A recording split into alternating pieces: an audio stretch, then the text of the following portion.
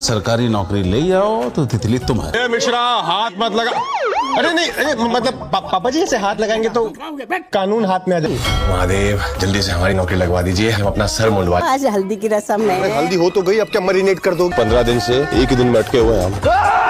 Hello दोस्तों, welcome to prime box. तो भूल चूक माफ के संडे की यानी कि तीसरे दिन की बॉक्स ऑफिस कलेक्शन रिपोर्ट आ चुकी है और इतनी मूवीज लगी हुई है थिएटर में, जैसे कि केसरी चैप्टर 2 लगी है, रेड 2 लगी है, मिशन इम्पॉसिबल लगी हुई है, फाइनल डेस्टिनेशन लगी है और भूल चूक माफ के साथ में भी 5-6 मूवी और रिलीज हुई थी, जिनमें 3 मूवी बच्चों की थी। इन सब मूवीज के बीच में लग रहा था कि कोई एक मूवी बड़ी मुश्किल से ही पैसा कमा पाएगी, लेकिन भूल चूक माफ का जादू लोगों के सिर चढ़कर बोल रहा है और इसने 3 दिन में ही आधे से ज्यादा बजट रिकवर कर लिया। संडे को इसने लगभग 11.5 करोड़ रुपए के करीब कमाई करी और थिएटर में इसकी ऑक्यूपेंसी रही 30% के करीब। अब ओवरऑल इसने भारत में 28 करोड़ रुपए का नेट कलेक्शन कर लिया और वर्ल्ड वाइड इसने 35 करोड़ रुपए का ग्रोस कलेक्शन कर लिया, जिसमें इंडिया से बाहर इसने 1.5 करोड़ रुपए की कमाई करी है। इसका जो बजट है वो 50 से 60 करोड़ रुपए बताया जा रहा है। उस हिसाब से तो ये मूवी बहुत ही बढ़िया चल रही है। ये मूवी मैडॉक फिल्म्स ने बनाई है, जिन्होंने पिछले साल स्त्री 2 बनाई थी राजकुमार राव के साथ में, जिसने दुनिया भर में 800 करोड़ रुपए से ऊपर की कमाई करी थी। तो मतलब राजकुमार राव मैडॉक फिल्म्स के चहेते हैं। अब रिकॉर्ड्स की बात करें तो रिकॉर्ड्स भी इस मूवी ने काफी सारे बनाए हैं। ओपनिंग डे से स्टार्ट करते हैं तो 2025 में ओपनिंग डे पर सबसे ज्यादा पैसा कमाने वाली मूवीज की लिस्ट में 8वें नंबर पर है। इसने देवा और मिशन इम्पॉसिबल का रिकॉर्ड तोड़ा है। देवा ने 5.5 करोड़ रुपए कमाए थे, मिशन इम्पॉसिबल ने 4.5 करोड़ रुपए कमाए थे।